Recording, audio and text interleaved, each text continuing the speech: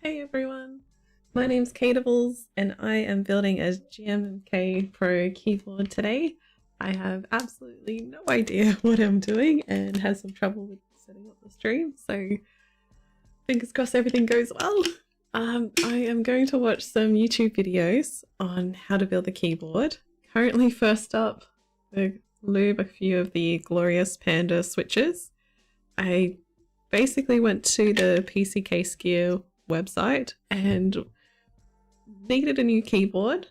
This is my very first keyboard. It's a Ducky 1.2 with Cherry MX Blue switches, and I'm starting a new job, so I need a second keyboard. And I think I'm going to take the Ducky to work, and I think I'm going to game on a new keyboard. So went a bit overboard and bought pretty much all the glorious stuff. So everything is glorious except the stabilizers. They will be Lab.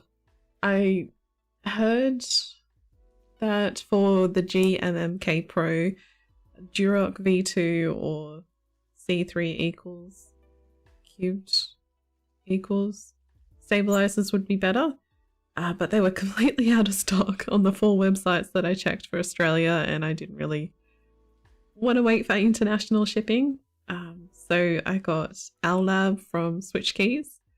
They did also have Tessie, and I was interested in that. But I ended up going for the Lab just because they advertised that they were already balanced, and I don't really know how to do that, so fingers crossed they come that way. So I'm thinking I will do the alphas as the glorious pandas, and the rest will be Cherry MX clears that I've already lubed already. So I've just got to crack open all of these, and I've got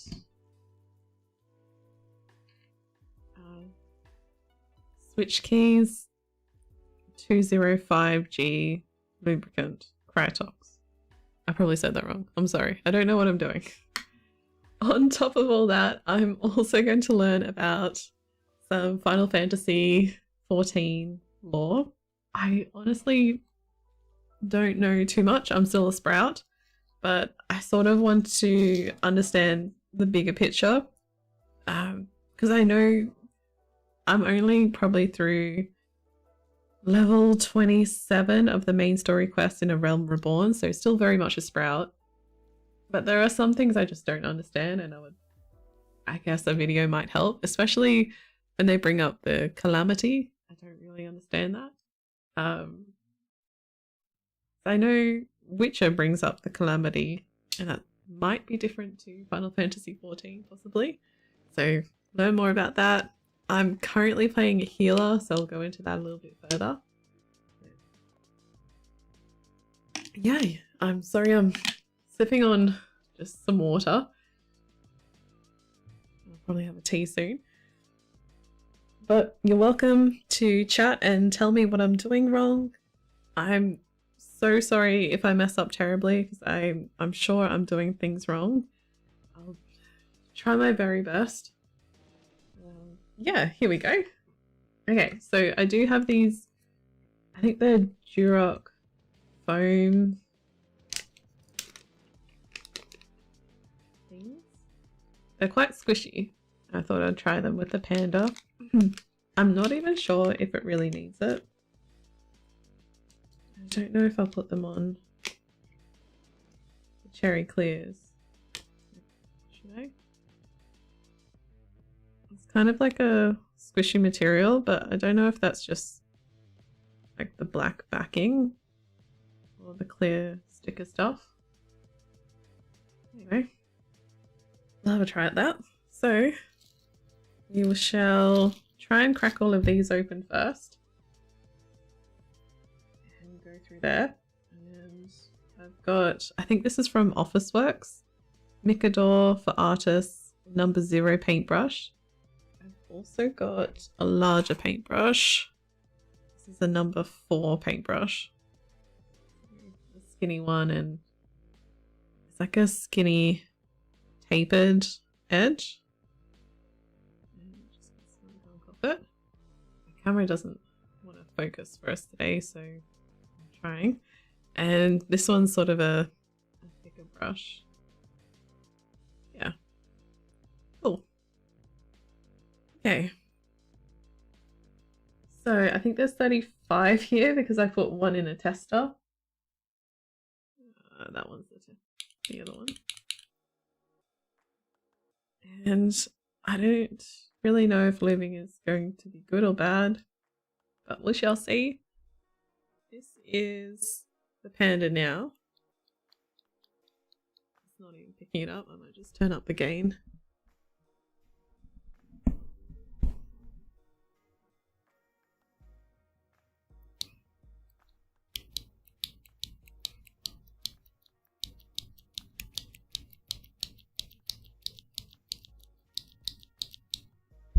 Okay.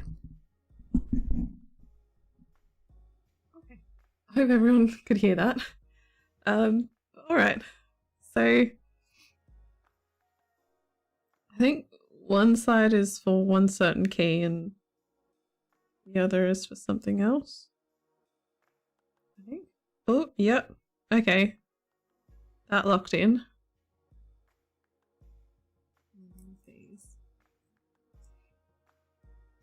Ow.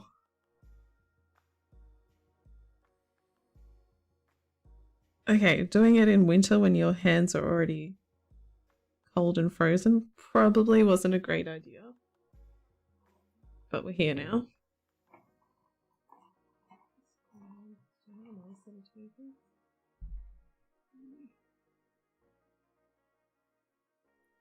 I mean, it definitely lifted it up. It didn't like spring load it closed. I think I've got a few others.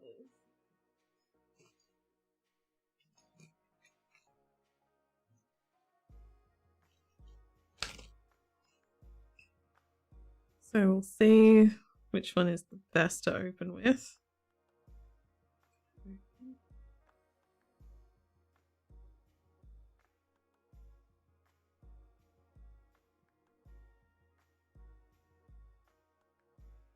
Is it supposed to go down? No, definitely this way.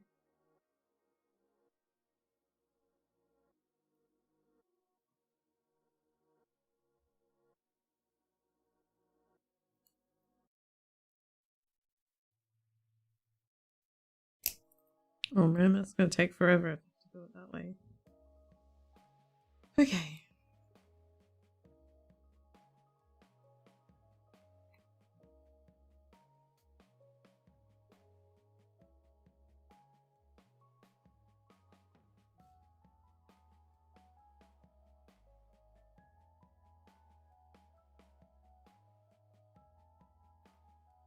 I don't know where I'm supposed to put those.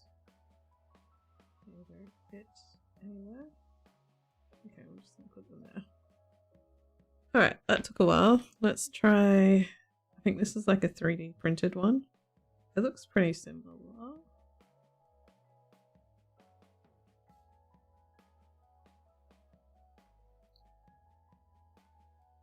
Maybe it's just the pandas are going to take a while to get off.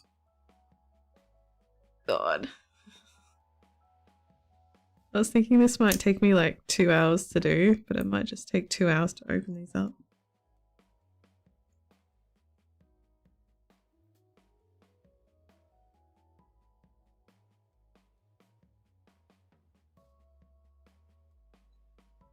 I might have a bowl. Okay, so I think these are tail box. Let's try this metal one.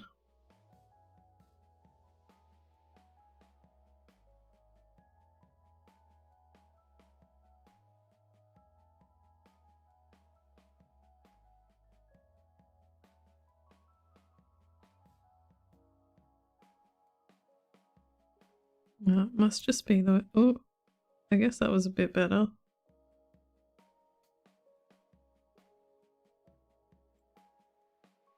Right.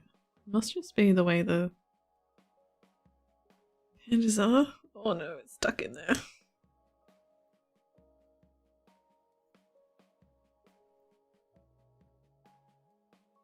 let go of her. Oh my god. It's stuck in there. It's like completely wedged in this corner.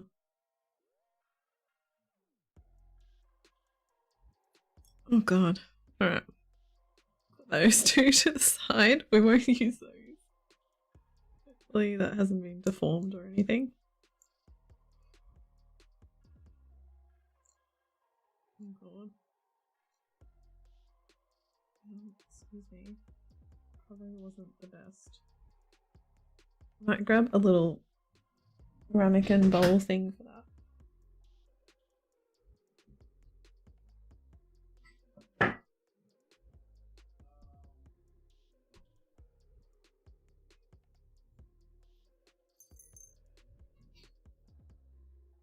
Okay, where was I?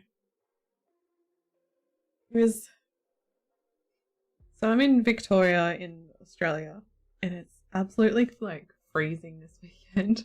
It is so cold, and I love it. I absolutely love it. Like everyone hates the cold in Australia. Absolutely hate it. Bloody love it. Best time of the year.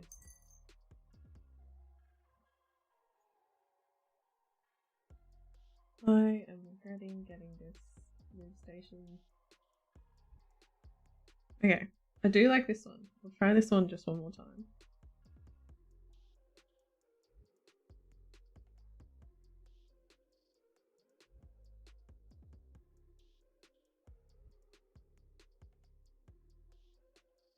I don't know if I like this one, which sucks because I'm pretty sure this one costs the most out of all of them. Oh, it's not too bad. It's probably about the same. It's definitely better than the metal one that is clinging on for dear life.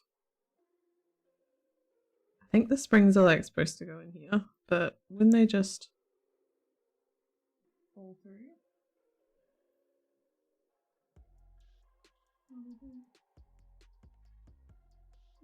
Okay.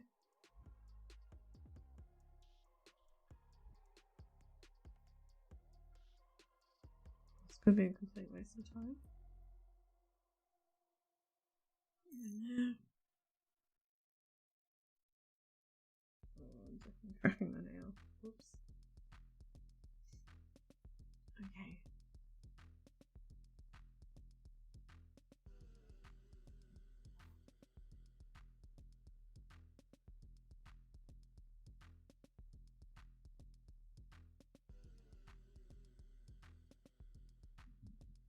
Oh, come on out. Come on. There we go.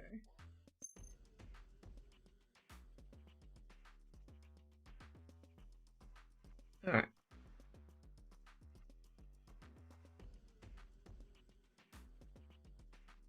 Okay, this isn't so bad.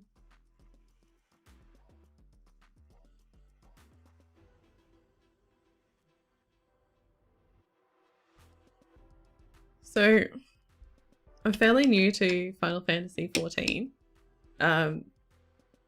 Basically, I think... Sorry, water.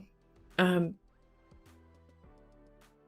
think around the time Endworker was released, there was that free trial. And a friend was super into it, like really wanted us to join. So, 3 of us joined. And he was tank, and the other 2 guys, they really wanted to do DPS. One of them really wanted to do like archer range DPS. The other one, I think he was Lancer. I honestly can't remember what tank he played at all. And because I was just sort of like the partner of one of them, so I was just tagging along, I got immediate you'll be healer support, as I always am. So I'm not like the super gamer. My partner is really into FPS games and Dota.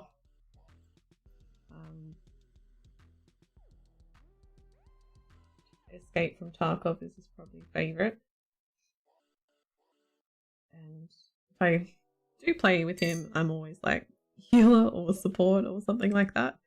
So with Final Fantasy, I got designated as healer, and we were running around doing the main story quest together, and it was really good.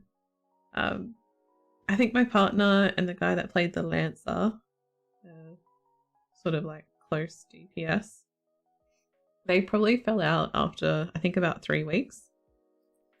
The main guy that was playing tank, he put like 170 hours into it in like 2 months, I think.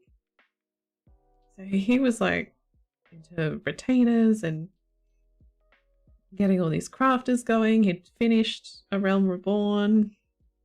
He was just like annoyed that we were so slow. I was working full time, so I could only play weekends. And he eventually sort of left, and I think he's gone on to play Dota 2 now. And I don't think he's come back to Final Fantasy. But I really loved it. The only trouble was I could only put in like 10 hours a week outside of my full-time job. So I was like slowly plodding along. I was really enjoying it.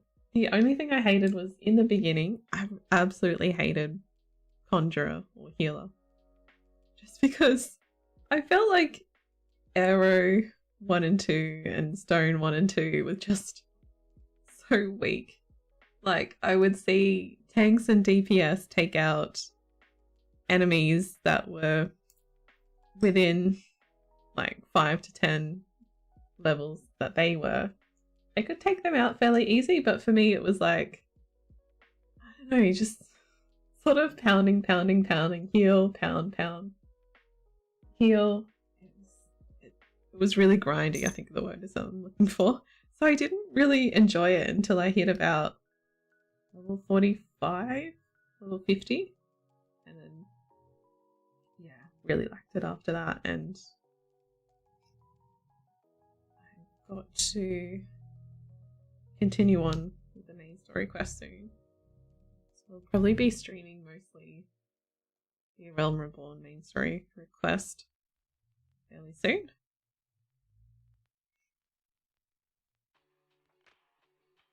But yeah, really enjoying it.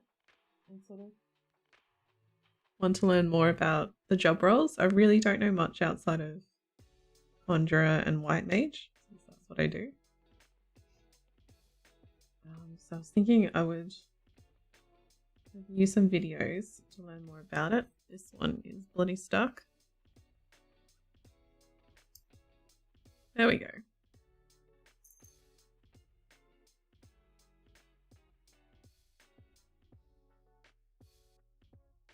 I've got the oil heater cranked. What is the temperature right now? It is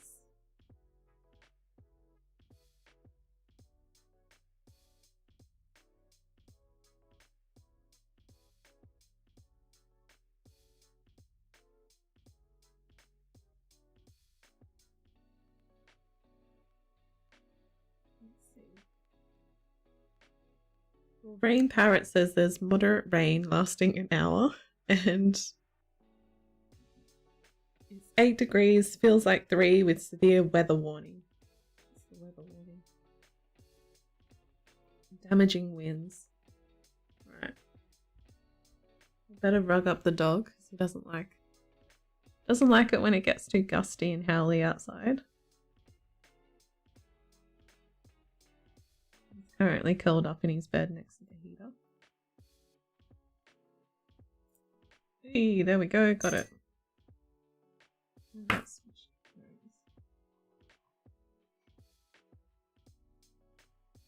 I gotta say, I do think Glorious did really well at the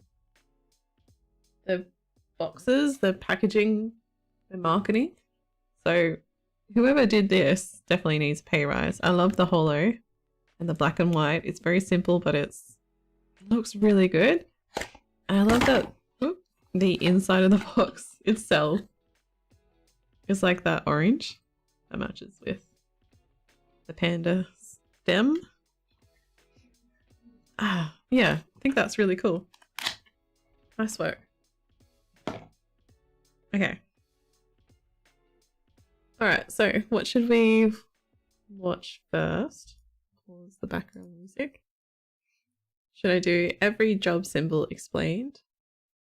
Or the Final Fantasy lore for beginners? I might do every job explained first. Just pause that.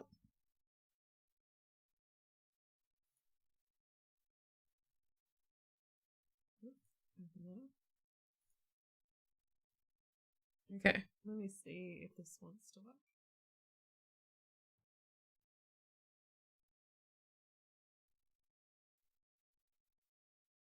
Okay, everything's a little bit wonky. One sec.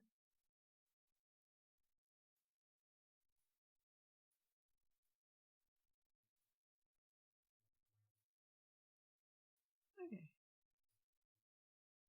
Don't move that. Move this.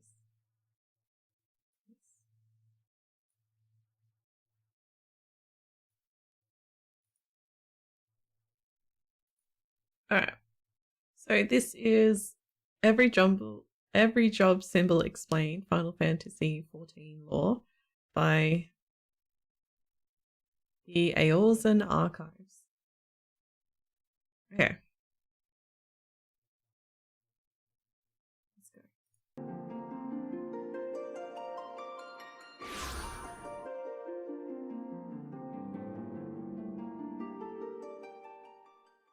When it comes to Atheris, there are many questions we all have. Who are the 12? What is the nature of the soul? And just as importantly, what do all the symbols on soul crystals mean? One set of item near all players have, but perhaps not all pay close attention to, are these chunks of rock. Pieces of crystal, I don't think I've ever looked at mine. Wielders etched into their surface, allowing for the passing of skills from user to user and generation to generation. What? We aren't here to talk about function, Generation. we're here to talk about form. Take a look at each individual crystal, and you'll see a primary symbol engraved upon their face. These are not just for show, but very literally represent the collection of skills the soul crystals stand for and contain, and what we know as jobs. What then do each of these symbols, as symbols, represent? Save for 2.5 specific examples, all icons are based off the weapons or primary skills of the corresponding job. And they can be obvious or obtuse, depending on the level of abstraction. An example being the White Mage, which is pretty readily apparent. But the Monk, a little less so. The symbols are... Okay, that monk. Go back.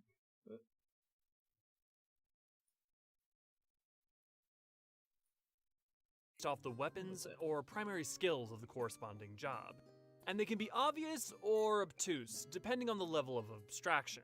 An example being the White Mage, which is pretty readily apparent. Yeah, I'd agree. A little...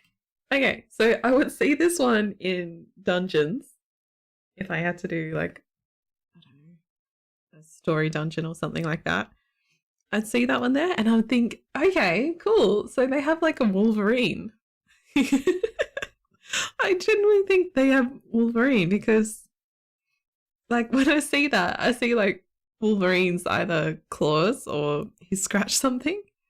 So if that's Monk, how is that Monk? That is not Monk. It doesn't Monk be like their monk robes or the monk temple or something like that? I could be wrong. Alright, we'll watch it. Less so. The symbols aren't the only attribute of abstracted personality and disposition soul crystals have. Now and then, there's even a lot we can take away from the soul crystal's shape, and even the color. But other times, there doesn't seem to be a very specific corollary, like what exactly the bright yellow of the Gunbreaker soul crystal could possibly mean. But let's talk about the list. Starting with our bestie blue boys, we have the tanks. 2 of the 4 examples are simple enough, and the other 2 may be a little less obvious. Okay. Number 1 is our poster boy, the Paladin, and by far Paladin. the most basic both in symbol and in player base. As a stalwart guard, the Paladin's symbol is its... Yeah, that makes pretty clear sense. Like, A shield with a line through it. Okay, so that would be Paladin. Isn't Paladin like lawful evil? Can you have like not lawful evil? Did I say lawful evil? Sorry. Isn't Paladin lawful good? Can you have evil paladins? Is that common or is that a thing? Do people do that? Because I think of Paladin as like, I don't know, like the goody two shoes sheriff is always going to help someone out, I think. So sword and shield, sword icon, paladin. Iconic shield, and reflecting its occupation as defender of the Sultana for the Sultana sworn paladins, or defender of the realm for free paladins. There's not a lot to say about the crystal's traits beyond the shield icon. It's bright blue in color, generic in shape, and glows whenever you need to know who the Alpha Paladin is. Something you'd expect less Alpha from the Paladin. Sworn What? and more from the second straightforward job. The warrior, with its symbol being an Alright, I think this is what my friend was tanking as, the warrior. When I look at it, to me, it looks like the mask that you would wear to a masquerade ball.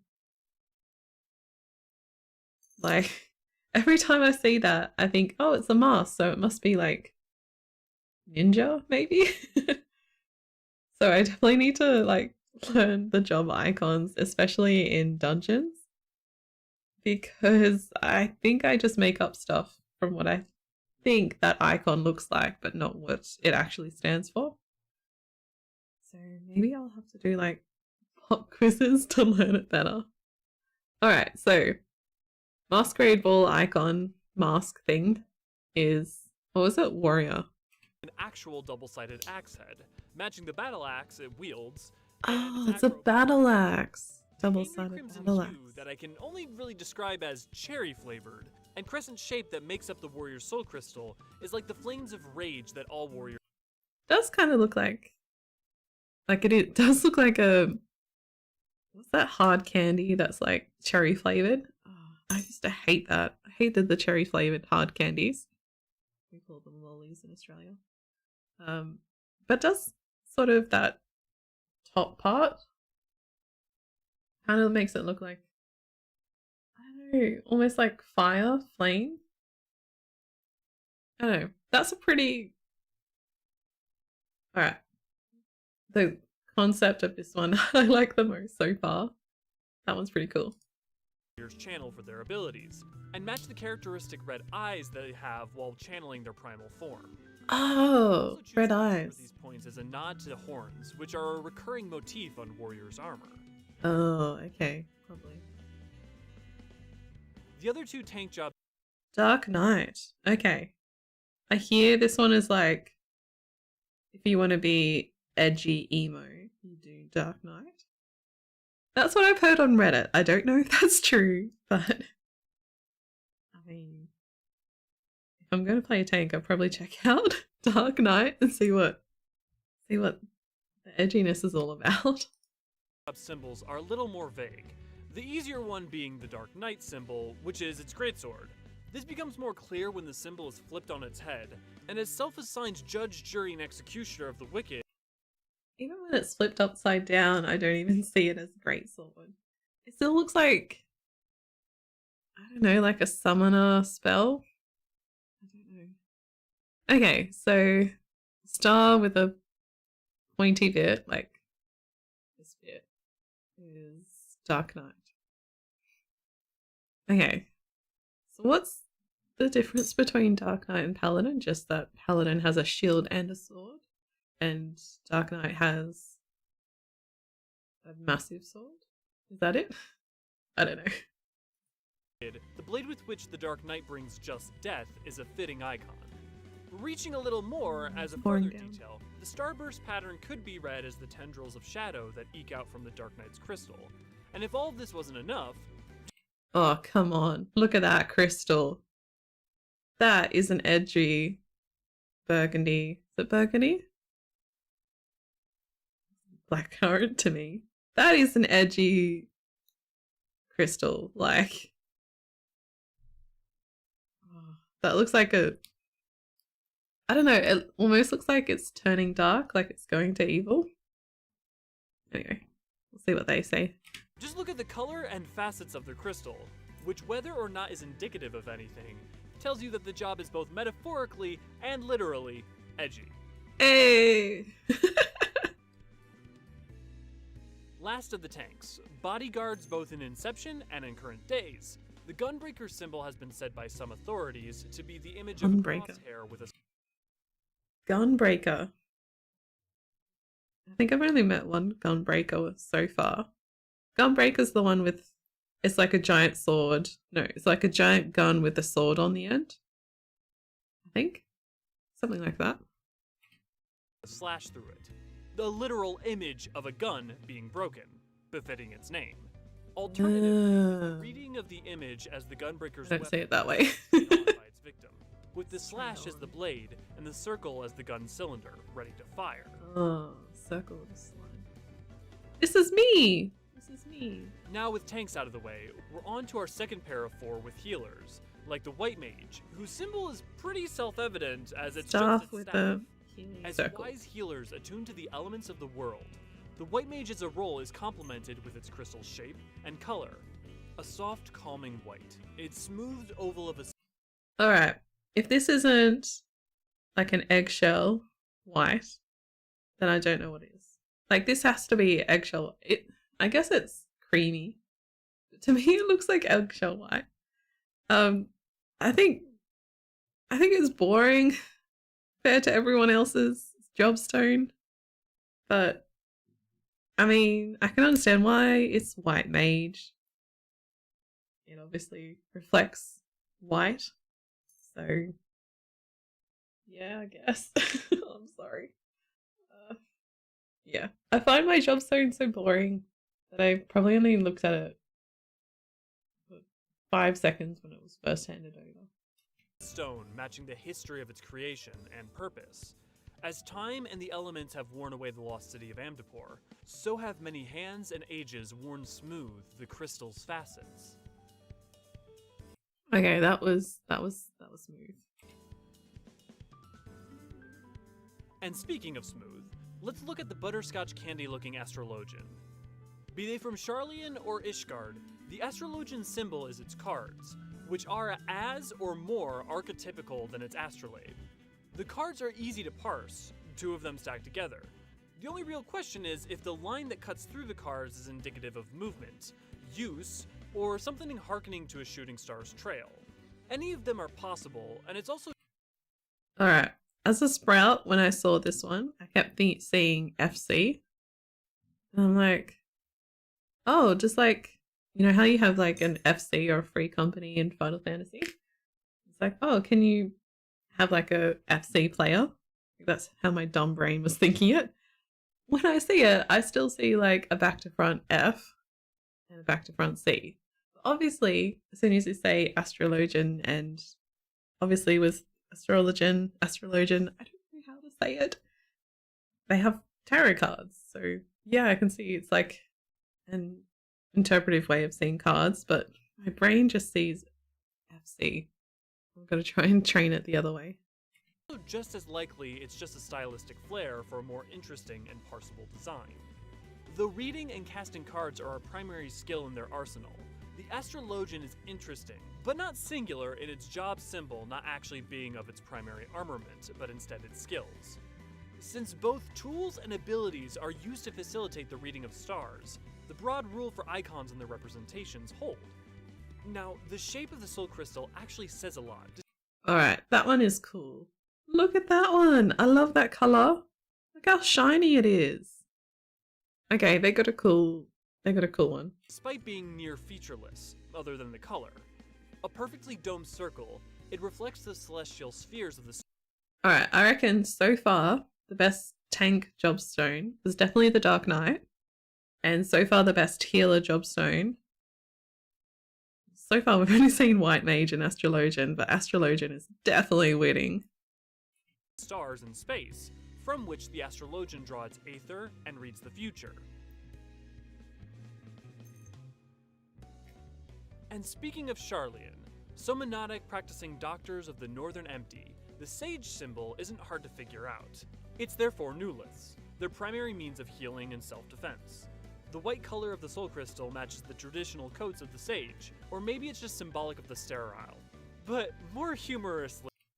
Yeah, when I saw these three, I honestly thought it must have been like a summoner type job. I don't look at those and think healer. Maybe like multiple staffs is what my mind was thinking if it was a healer. But I guess they have like those test tubey things. But their job stone, I guess, is also like white mage. It's white, it's rounded. Yeah. Is the appearance that the crystal is the shape of a tooth. Perhaps Somanotics is also the root of Atheris's future dental practices as well. Yeah, so apparently this is Scholar. I don't understand much about the fairies, but I always see it as glasses, which it took me a while to realize that was Scholar. The one real odd man out amongst the healers, and first of our major exceptions, the other being its twin, is the Scholar. In place of a tome or fairy, we have an abstraction of the clothing of the job, a pair of spectacles that can be found with most Scholar panoply. Oh. The Scholar's symbol of spectacles, while fitting, is kind of funny when you have to ask yourself of scholars of the past, what happens if a practitioner did not require glasses? As a note, theories as to what the Scholar's symbol could be. I once heard from a rather eager Lalafell in his cups the theory that this symbol is in fact an upside-down open book with its ends bent back. The mental gymnastics required to see such a thing are a wonder. Think I could see that. Nonetheless, it is a perspective, I suppose. The Scholar's stone itself, both in shape and color... Oh, that is cool. That is pretty cool. I do like the purple. Oh, what do we think? This or Astrologian is the coolest job stone? Purple definitely gives it something. The shape of it is interesting. Astrologian is like that perfect sphere circle that's all shiny and, what do you say, butterscotch orange. This is like the complete contrast from orange to purple. Oh, I do like them both. That's pretty cool. I don't know. Anything other than it being identical to the summoners, albeit rotated 180 degrees. Oh wow. Since they're both an extension of the Arcanist and rooted in the using of Aether to create arcane elemental familiars, it seems a fitting parallel. Even if they get familiars? So Summoner and Scholar get familiars. I'm in the wrong job class. That is so freaking cool. The cultures that spawned them were separated by thousands of years. And now with blue and green jobs down, it's time for a... Alright, so what do we think? The Astrologian Sphere Butterscotch one. Let's see if it goes back there. Yeah, this one. What was the tooth one? I think forgotten the tooth one. Sage. I'm going to skip that one for the moment. Or Scholar. I'm leaning towards Astrologian's Butterscotch Circle. I think that's pretty wicked. But Scholar, I mean, you're edgy, you've got the purple. That's pretty cool. I reckon Astrologian looks cooler. Close second, Scholar. Alright, what are we on to? Melee DPS. And now with blue and green jobs down, it's time for a cavalcade of red jobs, starting with the ones responsible for bringing the pain at close range. Like the monk, who, with a flurry of punches and as servant of the destroyer, are a rambunctious lot, and whose symbol is 3 parallel lines. Wolverine! It turns out there are multiple meanings to these lines, all of which are to do with the monk's weapon of choice. The symbol slashes represent the cuts of their clawed weapon. Wait, monks get Wolverine claws? That's a thing? Oh my god. So monks are Wolverine, basically. That's freaking cool. And it's yellow, like Wolverine's costume. That's the vibe I'm picking up. I'm very new to Final Fantasy, so I could be completely wrong. But that's freaking cool. As well as lines made between the fingers by the 5 fingers of a monk's fist as it plunges towards its enemy. A real hash mark of death. The soul crystal shape also hides another little secret, as it matches one of their other weapons, the Hora, if you filled in its negative space. Alright. That's pretty cool. That yellow sort of fist punch monk job crystal. That's a pretty cool job crystal. I gotta say, I really like that one. Let's see what the next one is, but that one's a really good start. I like that one a lot. It matches one of their other weapons, the Hora, if you filled in its negative space. On to the Dragoon. The Dragoon, as lance-wielding, high-leaping, dragon blood armor-wearing soldiers of slaying, have a plunging spear as... I don't know anything about the Dragoon, but just the name of it makes me think the dragon fighters. So are they? I mean, even their icon looks like a dragon face to me. Their symbol. But treat these lions as a neck, or horns, and this triangle as a head, and it also has the appearance of a dragon. Hey! The spear is the symbol of its prowess, and the root of their power in the dragon, be it by male, blood, eye, or any combination thereof. The symbol ends up standing for all the facets of the job, especially if you treat the shape of the actual crystal as the aimed force and aerial trail of a dragoon. Oh, come on, that crystal is really cool. I love this like crack or line towards the bottom. That's really cool. And like the edging has so much character. This one's really cool. I like this one. Signature jump, with its indigo color matching their armor. But across the world from Ishgard are the shadows of Doma, the ninja, whose symbol is a shuriken twofold, with both its image and the actual soul crystal being the throwing star in shape.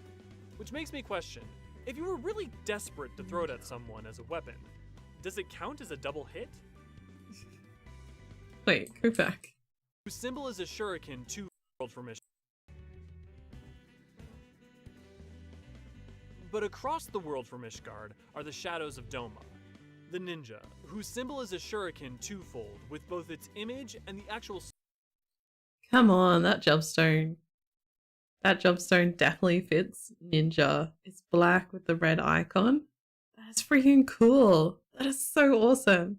And it does sort of like look like, not really like a throwing star, but it does look like, I don't know much about ninjas, but it does definitely fit with a ninja. I like it. This one's really cool. Okay, Dragoon or ninja so far?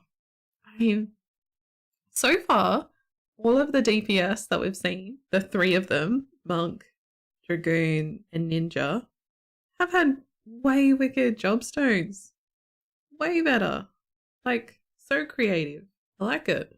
Soul crystal being the throwing star in shape. Which makes me question, if you were really desperate to throw it at someone as a weapon, does it count as a double hit?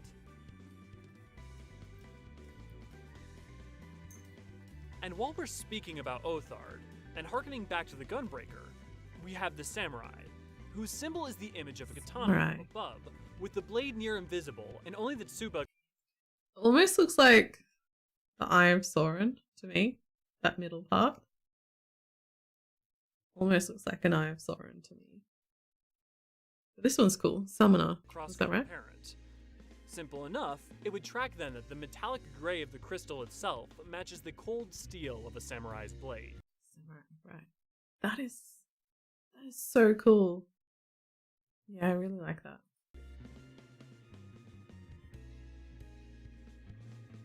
Having just mentioned steel and cold, those are both all too familiar to our next job, the Reaper. The Reaper's symbol is unsurprisingly its scythe, with a... This is good. This is easy to sort of... Like when I see this in the dungeon, I can definitely tell that guy's a Reaper. I don't have to like try and figure out what my brain interprets it as versus what it actually is. No, that was pretty good. Circle representing a head. The more ambiguous point is the question, That's dark. is the head that of the Reaper or of their harvest? Or something else less grim altogether? The pitch black curved shape of the crystal. Oh, come on. Yeah, boy. That. Oh, I don't even. Yeah, really like that. That is so cool. I love like the curved part as part of like the scythe. And then this is so wicked. That is such a cool jobstone. All of these are cool. I don't think I could pick one. All of them are cool. Takes the shape of a scythe, with its more organic facets harkening onto the ethereal darkness of the Void Scent. With who, through the Soul Crystal, the Reaper makes their pact. A true match for the Dark Knight's edge. Guns, bows, and chakrams, oh my. The range folk await. Starting with the songster extraordinaire, the Bard, with their symbol, which is, unsurprisingly... So I need to read more about the Bard. I've played like a little bit of D&D. So like in Final Fantasy XIV, a Bard is an archer cross a bard, I think. Whereas in D&D, like a Bard is just a full-on bard. From what I understand anyway, from the short amount of time that I've played D&D. But like, I think in Final Fantasy, you're an archer that also has some of the bard abilities to sing and like pump up the team and bring support, I think, if that's right. But yeah, I mean, the only real experience I've had with bards are the bards that play at the New Redania Aetheryte. Is that what you say? The Aetheryte Plaza? They're bloody wicked. Like, especially when they're playing, I think there was one guy that was playing like just the old 2000s. I shouldn't even say old. 2000s is not old, just because I'm however old. Sort of emo music. It was just like the same songs that I was listening to in high school. It was so good. Anyway, play this. Play a harp. Since a bard can use their bow to play music, either by its strings or the physical addition of a lyre into the weapon, the harp keeps with the trend of the battlefield weapons as symbols, despite not actually being a depiction of a bow. The actual crystal hides its own musical theme, as if you look close, it's an abstracted eighth note. The many varied forms of firearm are represented in the machinist's Soul's Crystal, and there's not really much else to say. It's a gun. I will say, however, that the actual crystal itself tells us two interesting things. As an incredibly young discipline, the soul of the machinists that exist are all newly minted within the past couple of years, crafted with intentionality and planned in mass quantities. The first observation, then, is the symbol of the job is carved intentionally into a soul crystal, and is not an image accrued as a byproduct of use or some other phenomena. And the second observation is that the clean edges and precise cuts of the crystal enhance the stone's more manufactured. This is so cool. It's like a clean neon, almost. And I mean, gunslinger. That's like such a cool role. I'm gonna have to check that one out. It sounds hard, but yeah. That job crystal, that's really cool. I like that. Nature, compared to the many more organic shapes of the jobs that were made with less mechanical precision in mind and are far more ancient. This is also echoed with one of our jobs later on, but we'll get to that in a second.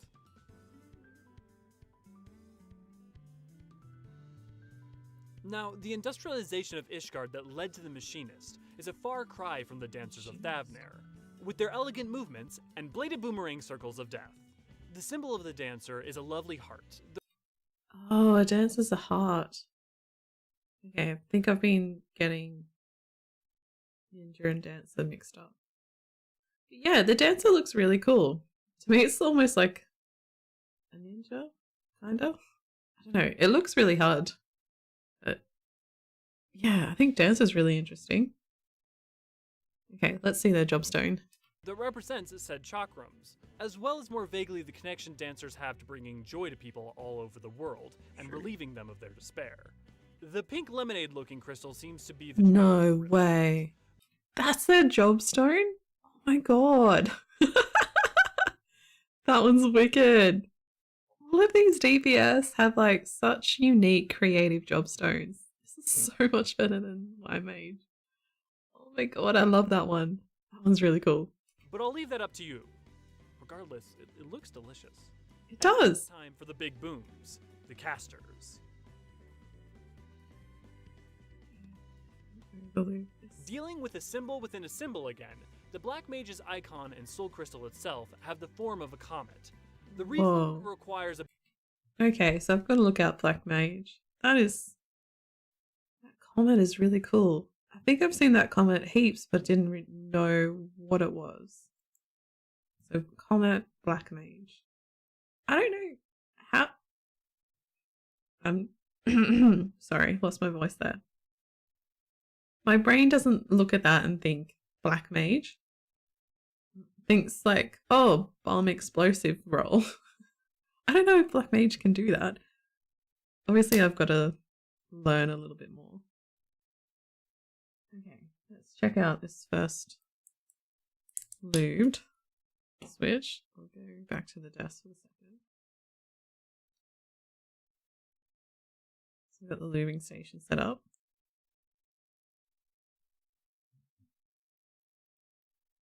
Okay. Tell me if you can hear this. I'll turn the gain up.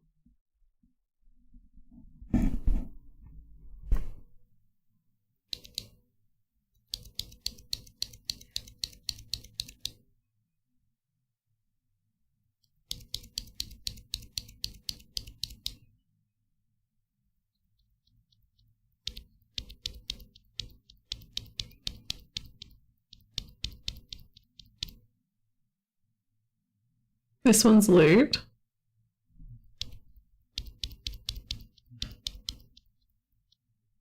This one's not.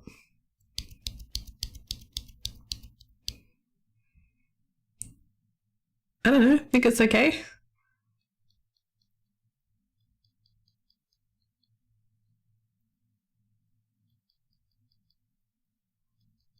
I think I almost like it stock, but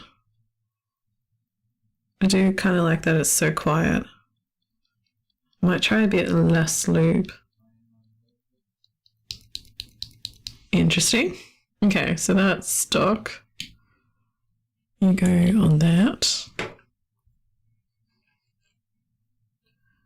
Okay, one down. 34. Oh, sorry, I forgot the gains up. Okay, I'm very sorry. Sorry if that hurt your ears. Okay, one down, 34 to go. What are we at? Black Mage. Black Mage has got a freaking awesome job stone. Look at that purple.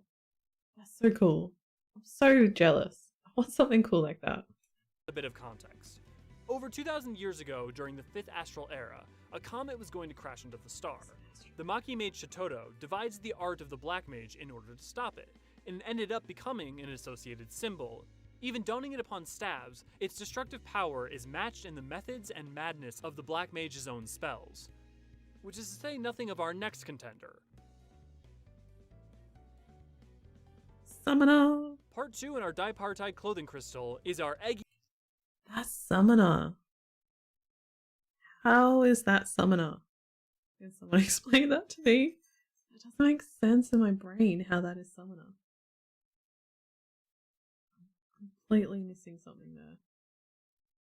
It looks like... It almost looks like that would be Archer to me. Like when I look at that, it almost looks like an Archer. Almost. Okay, let's see why it's that Summoner. Eggy Enforcer, the Summoner, whose symbol is the horn, and like the scholars, represents its panoply rather than its armament. So why a horn? Both in this world and others, the Summoner's horn is an iconic piece of imagery for the job, which uses it as a focus point of ethereal manipulation and control over their summoned beings. It also matches the scholar symbol in representing the job's classic headpiece, rather than any other part of its outfit. On the topic of foci and casting, Wait, where's the jobstone? So, why a horn? Both in this world and others, the Summoner's Horn is an iconic piece of imagery for the job, which uses it as a focus point of ethereal manipulation and control over their summoned beings. It also matches the Scholar symbol in representing the job's classic headpiece, rather than any other part of its outfit. Oh, sorry. I've got the view on the wrong part. Here we go. So sorry. Hey. I'm trying to find what the Summoner Jobstone looks like. On the topic of foci and casting, Red Mage. Is that like... The Red Mage's symbol at first angry? seems pretty clear-cut, as an abstraction of their catalyst, which with their dueling sword makes up the Red Mage's weapon. Looks like an upside down Closer, White Mage. You'll see a combination of two symbols we explored prior, with the White Mage's staff and Black Mage's comet. Since Red Mages are inheritors of the practices of white and black magic from Andapur and Mach, this dual representation packs an incredible amount of meaning into a single symbol.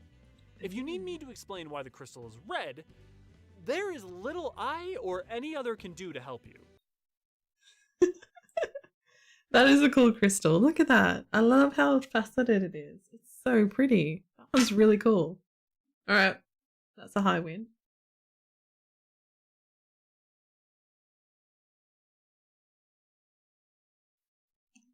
Why the crystal is red, there is little I or any other can do to help you.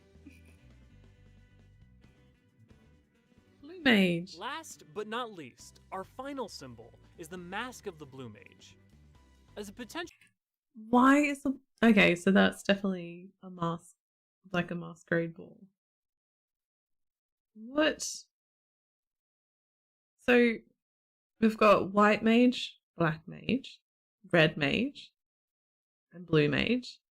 White is a healer, all the others are DPS. And I'm guessing they have healing abilities maybe too? So what is with a Blue Mage? Potential third example of a symbol being a job's clothing, like with the Summoner and Scholar, the addition of the right flared line looks suspiciously like a Blue Mage's cane. This curious in-between matches up with the job's limited and odd nature. Though the skills of the Blue Mage are sourced in the New World, and may be hundreds if not thousands of years old, the actual soul crystals on Eorzea are extremely recent, both in mass creation... Yeah, that's interesting. It's very square, like a faceted square. Or not faceted, I can't think of the word, but it's got that cool outer part. It's interesting. It's unusual, it's different, I like it. I mean, it's still better than White Mage to me. And distribution, making its clean-cut facets sync up with Machinist. And as for color, some mysteries must remain unanswered. 20 symbols later and we have our answers. And that about wraps it up. Although, I feel like I'm forgetting something. The classes! Lightning round! What? Gladiators use swords, marauders use axes, lancers lance things, pugilists punch things, archers wield bows, rogues their daggers, conjurers use wands, thaumaturges use fire spells, but I have no clue why there's a pot. Something to do with skilled and incense? And the Arcanists is an armillary sphere, which are tools rooted in tracking and charting celestial bodies, and can be used as teaching tools or for mathematic calculations, and which may have been used to track the flow of aether of the star, and with which the Arcanist created the geometric patterns that act as the root of the spells of the Arcanist, Scholar, and Summoner. And as Arcanism comes from the South Sea Isles, it may have been used by the Lalafels there who originated the craft for their long sailing voyages. And all of this is totally different than the Astrologian's astrolabe, we swear. What? Okay, that last one may have not been exactly a lightning round answer, but you get the point. And now My God. we're actually done. But what do you think? Do you have a different take? And with Okay, that was really cool. I really like that. I don't have enough knowledge to like interpret what the icons mean, so this was like a really good video to understand sort of how they pick it up from lore or their weapon or a spell or something like that. So I thought that was really interesting and good to know. I mean, DPS, you guys are freaking killing it. You've got some of the coolest job stones. I am so jealous. I've got to level up my white mage and then see if I can try out some other jobs. That'd be cool. But yeah, the AOs and archives, I'm gonna have to check out what else you've got, because that was really good. That was awesome.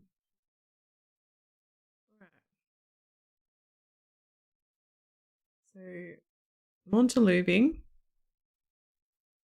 I think it's probably going to take me like an hour more to do.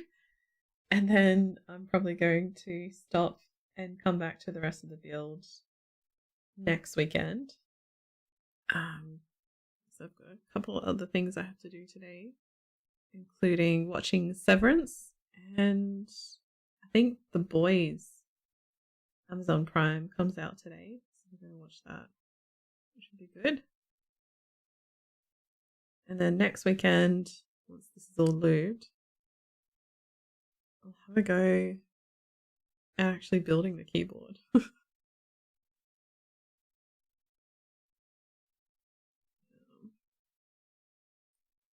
I did get some Kale box jades.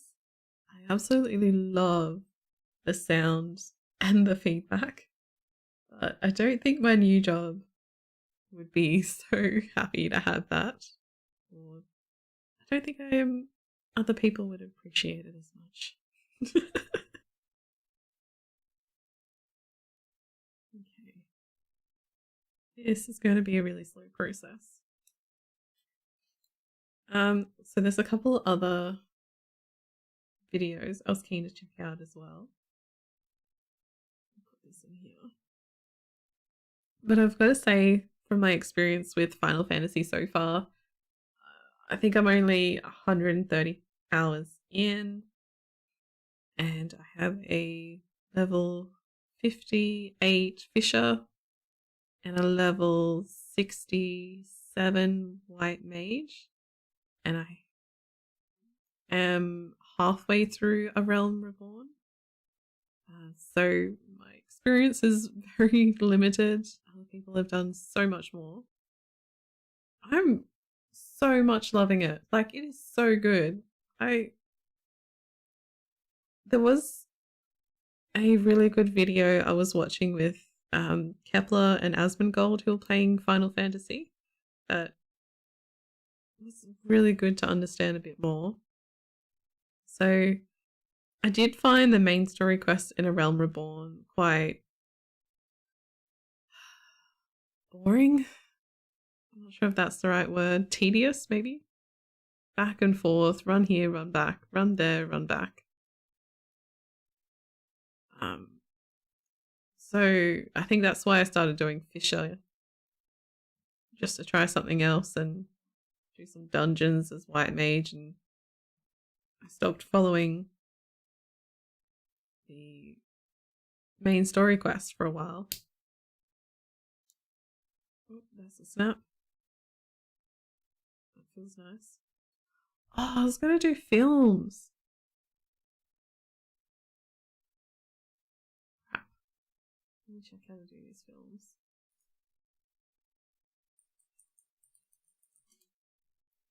I have to open up these three again.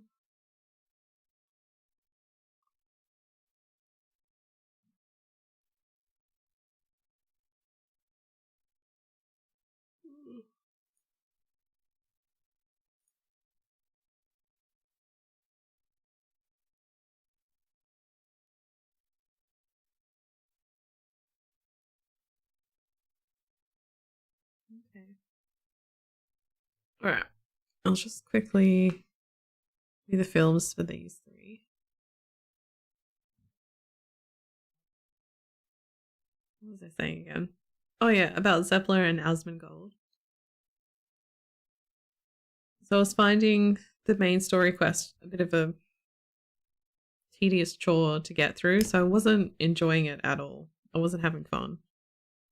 And I was annoyed with it. And they both had some good advice for new players.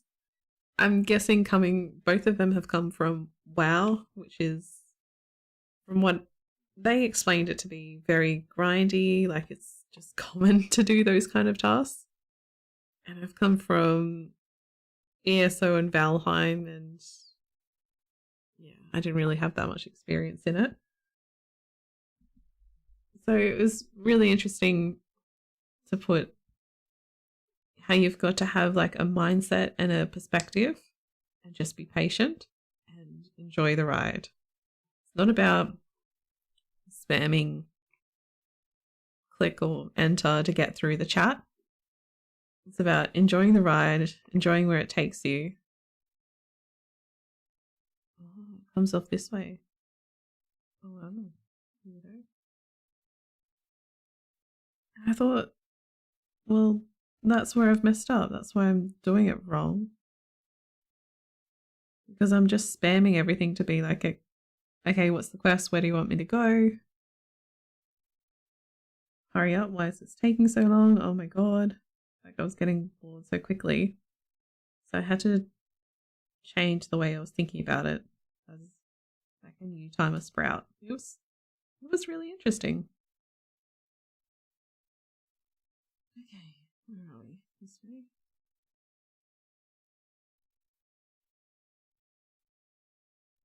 Who said putting on films was a good idea? This was not a good idea. Oh my god, stop moving. Why is it going up? How do people do this?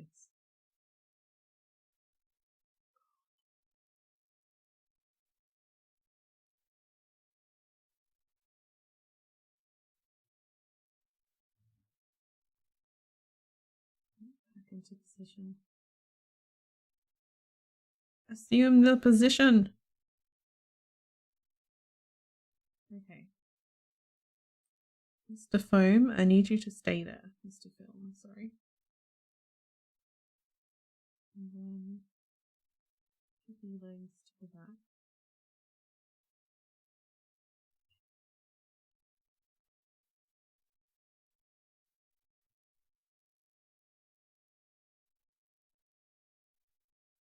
Okay.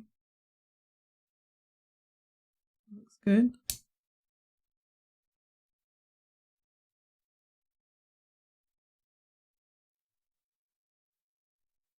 Kind of sticks out a little bit, like there's that line. You can kind of see like it has an outline all the way around through.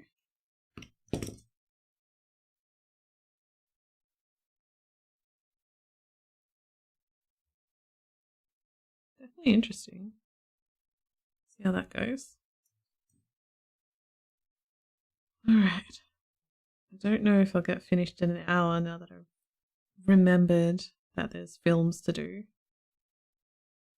I might have to come back to this.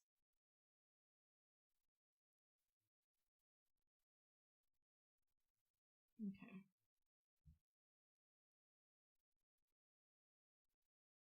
Alright, next one that I wanted to watch. Sorry about that.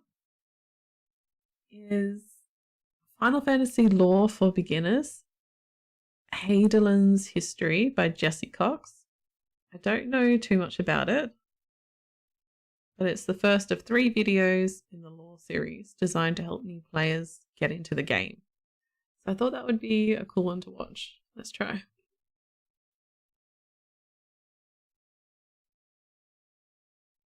And just apologize. Let me see that. There we go. Final Fantasy XIV is a sprawling, thoughtful story spanning across a base game, a reboot, and at present, 3 expansions. There's so much content, and all of it is truly important to the tale the devs are trying to tell. And for those of you who are looking to jump into the game and fall in love with a new MMO adventure, it with might seem a little overwhelming, because at its core, Final Fantasy XIV is an RPG first and foremost. So joining up now might seem like you've already missed out on so much. Yeah. But I'm here to tell you, you haven't. You can still join in on the fun. And if you're kind of worried about being lost, consider this video series my attempt at an easily accessible primer to the game world. I hope this will serve new players looking to catch up, and might be a fun way for longtime fans to refresh themselves on key plot points. Now, if you follow me for a long time, you know in a former life I used to be a history teacher. So I'm gonna try and tackle this the same way I would try to teach a class on the subject. Oh my god. Try to deliver all the things you need to know without getting in the minutia and also spoiling major plot reveals. I figure to preserve the fun of actually playing the game, we just don't want to say all the facts we know right away, and instead we'll reveal them over time as they would be revealed in the story. So if during this video or any others, you, as a person, let's say in 5.5, think, wait a minute, actually what happened was, the reason I am either being vague or leaving out information is because I'm trying not to spoil it for the new players. You understand? Yes. Anyway, enough introduction. Let's begin our first lesson, the world you're playing in. Yes, please. I don't understand this world. The world of Final Fantasy XIV is called Heidelen, a land blessed by... So what is the difference between Heidelen and Eorzea? I guess this is the video to figure it out. But I thought the world was called... Oh no, I stuffed it up. I thought the world was called Eorzea. Anyway, that looks like an aetheryte crystal. By a magical staple of the Final Fantasy franchise, the crystal.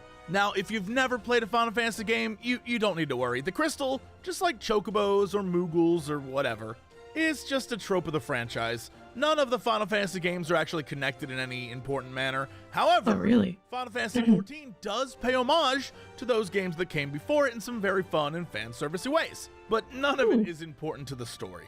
All you need to know is that there's a magical crystal, also called Heidelen, that bestows the blessing of light upon your character, giving you the fantastical powers you possess. And this crystal is connected to the planet, or star as it's often called in game. Just know that every time they mention our star, they mean the planet. Anyway, it's connected to the planet, or star, through this mystical force called ether. For longtime Final Fantasy fans, think of it like the life stream. Or for Star Wars fans, it would be the Force. It flows through the land. The Force, that definitely helps with my brain trying to understand what they're talking about. The star part is confusing. I guess I haven't gotten to something about that. But okay, so you've got a planet and then a star where the aetheryte magic runs through the planet, right? Or so the aetheryte magic is basically the force. I feel the force, I feel the aetheryte. I don't know, we'll figure it out. And it is both nature and magic. Things are born from it, and when we die, we return to it. It's just a creative way of explaining where the major elements and magics come from, and it can sometimes leave behind crystallized versions of itself that can be used in everything from the complexity of fast traveling across the world to building a simple bookcase. And so, you might logically think that this means all the peoples of the world worship the ether and the crystal, and that's definitely not the case. This star, our world, is filled with a wide variety of peoples and cultures, all with their own customs and beliefs. They have their own religions and deities, and they worship in their own ways, or don't worship anything at all. So while yes, there is this magical crystal, and there is the ether, there is also the passage of time, and different cultures developed differently, and the game tackles all of that. In our part of the world, where much of our story takes place, for example, we've got the 12, which are a group of ancient deities, each associated with an element in a calendar month. When you make your character, you even select which of these 12 you're born under. And in other parts of the world, they don't give a damn about the 12. But behind it all, in the background, is the crystal and the ether, and that's how it all works. Because no matter what beliefs the people have, the presence of the crystal and crystals in the world still hold great power. They are revered as a way of connecting to their deities. This power can allow tribes of men or beasts with enough resolve to literally summon forth a type of elemental god called a primal. These creatures could be the deities they're worshipping, or they could be something else. But either way, they are powerful and dangerous because they feed off the devotion of those around them, tempering mortal souls to their will and feeding off the ether. Basically, making mortals mind-controlled slaves to the primals. But even with that danger, many people are determined to make the sacrifice, be it out of need or some other cultural importance. And the reason I'm bringing all this up right now and just bombarding you with all this is because this isn't one of those games where everyone and everything is segmented from each other until you buy a new expansion. These different races and different peoples from far-flung cultures and international locations, they aren't unknown to you. From the moment you start the game, you hear tales of far-off lands. You know legends and histories of other kingdoms. It's all connected. And as you go on your adventures, you'll meet people from these places long before you actually go there. Oh, that's cool. Expansion. Okay, that's really cool. If they work it in so they like hyping up this mystery town or mystery country, continent, whatever you call it, world. And then, so you hear about it, and then eventually you actually get to go there. That's freaking cool. That's like a really good way to keep a story going or keep it engaging. I think that's great. In A Realm Reborn, I know I'm going to probably say this wrong, but the Coerthas region, I can't say it. That comes up quite a bit. I haven't spent too much time there. Like, I know it's off the edge of one of the shrouds. But yeah, they bring it up quite a bit, and that's a different area. I haven't heard of any other areas just yet, but from what this guy's saying, that's really cool, the way they bring it up. I once had a conversation with a friend about why the trailer for the upcoming expansion Endwalker was so exciting when, in his words, it just seemed like a series of locales with not much story. I had to explain to him the reason fans were so excited was because for years we've heard of these places, we've met people from these places, but... Yeah, okay, that's really cool. When I watched Endwalker, since I joined when Endwalker was released during the free trial, I had no idea or no clue as to what's going on in the trailer. Like, I did not understand it. So I guess as I get through the main story, I might have to rewatch the trailer and see if I understand again. But yeah, that's a really good point. But now we finally get to go to them. It's like knowing Japan exists, wanting to visit Japan, and then finally getting the chance. It's exciting. Yeah. So I think before we get into the who, when, and why of Final Fantasy XIV's history, we should take a look at where, because it's important and neat to know. Final Fantasy XIV's world consists of 5 major continents, but the current version of the game only really takes place on 3 that are connected together, seen here. This, from left to right, is Aldenard, Ilsebard, and Othard. Othard, or the Far East as it's often referred to, is home to several important nations in our story. The first is the island nation of Hingashi, which is kind of like a Japanese analog, or as I lovingly call it, Anime Japan. It's a reclusive island chain ruled over by what is essentially a shogunate, with a past that potentially stretches all the way back to the ancient Allegan Empire, which is something we'll talk about later. Its biggest port, Gane, is open to trade with the rest of the world, but honestly, most of the island chain remains a mystery to outsiders. To the west, on the mainland of Othar, I haven't heard of Doma, or Doma. China analog. Okay, so none of these would be in A Realm Reborn, I'm guessing. So I haven't heard of either of those. Located in a region known as Yangxia, its kingdom sits on the One River, which provides the Domans with all they need for their way of life. In Yangxia's north is the Azim Steppe, occupied by a wide array of nomadic tribes, basically a Mongolia analog. South of Doma lies the nation of Dalmasca and its capital of Rabanastre. For Final Fantasy fans, this is a huge fan-servicey thing just for you. Spanning the deserts of the east to the jungles of the west, Dalmasca is situated at a crossroads of international trade between Othard and its continental neighbor to the west, Ilsebard. So let's talk about Ilsebard, the second major continent. Not think I've heard of actually that. known about it at present. Look at the map Maybe? itself. Most of it's covered with clouds to symbolize. Look at that map. That is so cool. I love the way they've made that. Look at that whale just chilling in the clouds. Is that like the whale mount that you can get? Reference to that maybe? What is that monster at the top under Ilsabard? Almost like Godzilla, but in human form? I don't know. That looks so cool. I love this map. Symbolize this lack of knowledge, but what is known is that it is ruthlessly controlled by the Garlean Empire. Its capital, seated in the northern reaches of the continent, the Garleans will play a major role in things to come. So we'll come back to them. To the oceans in the south is Thavnair with its city-state of Razathan, a colorful nation of traders and crafters who have maintained their independence from Garlean rule due to a strict policy. Look at that. That is so cool. It's so colorful. I love that landscape. It's really creative. Yeah, that's really cool, that place. Of non-interference. The island sort of serves as a waypoint for travelers between east and west. And finally, this brings us to the third continent, Aldenard, the main focus of our game. Now, a lot of times in the game, you're going to see people talk about Eorzea and Aldenard, and they're going to be interchangeable. The best way to think of this is like Great Britain and England.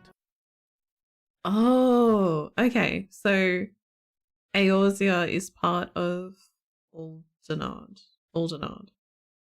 Okay, that's cool. Eorzea is the whole thing, while Aldenard is just this part. What?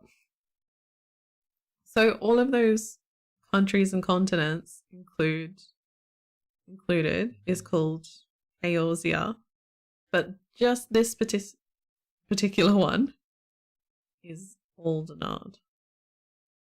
Okay. And the Northwestern Ocean is what is known as the Old World, a series of islands where at the heart is the... That is wicked. That looks so cool. That statue with the pot and the water flowing through and the mountains in the background. That is gorgeous. isolationist nation of scholars, Sharlayan, or as it's sometimes known, Old Sharlayan.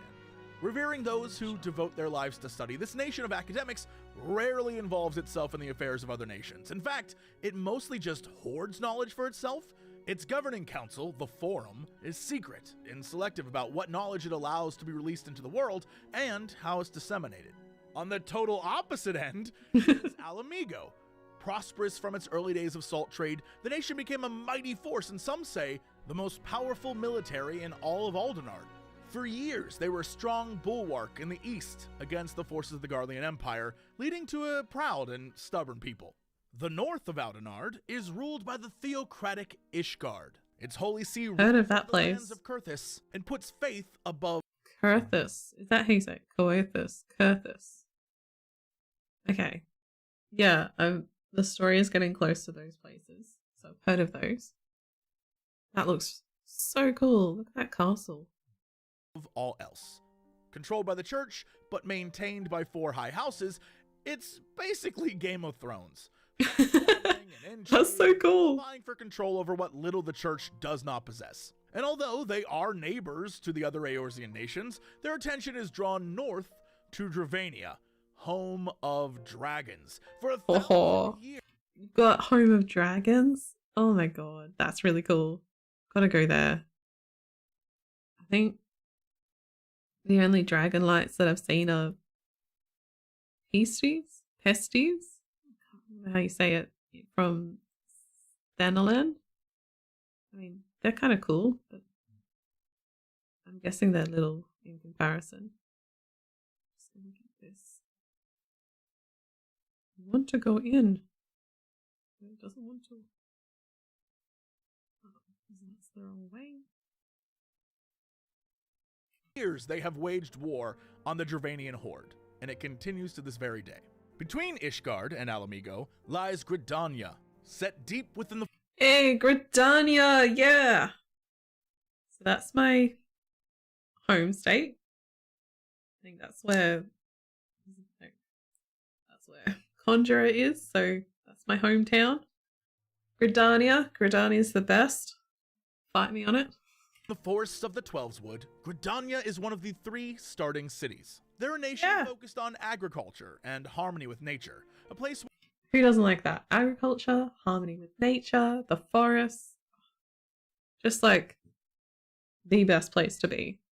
where Moogles flutter about in the same dark forests as terrible monsters. Led by a council of seed-seers, or magical conjurers who can hear the elements, Hell yeah. reflection and connection with the ether. To the west, on the island of Vilbrand, again, part of Eorzea, not Aldenard, is the maritime city-state of Limsa Lominsa, another one of your starting city choices. So Limsa Lominsa, not part of Aldenard, but it's part of Eorzea.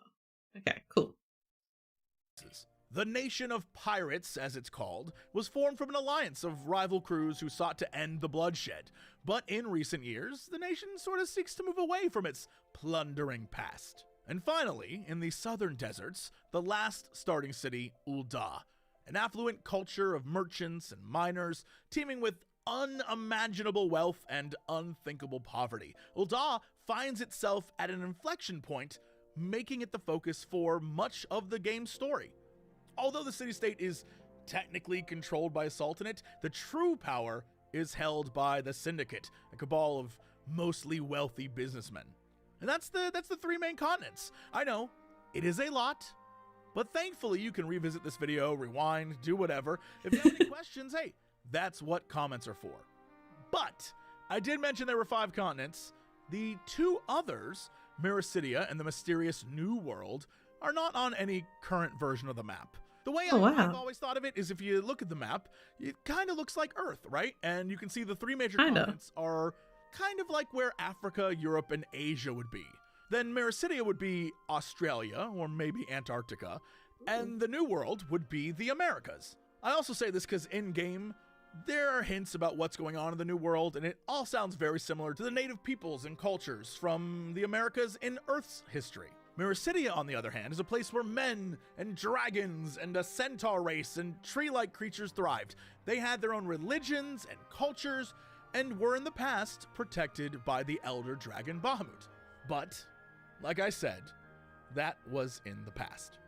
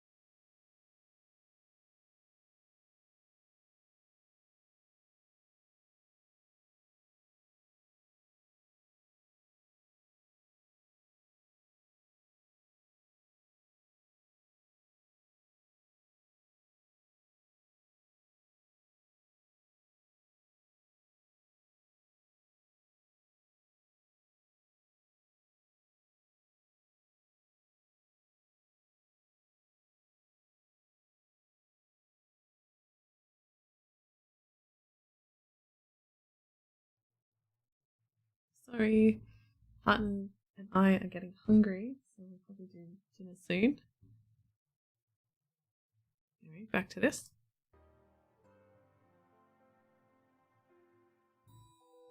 Well, you made it. You finally got here.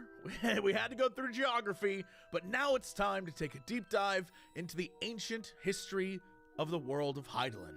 With this information in your back pocket, I promise you, you will have all the fundamental knowledge you'll need to tackle anything else I make on this channel about the game, and honestly, probably most other channels and what they make as well.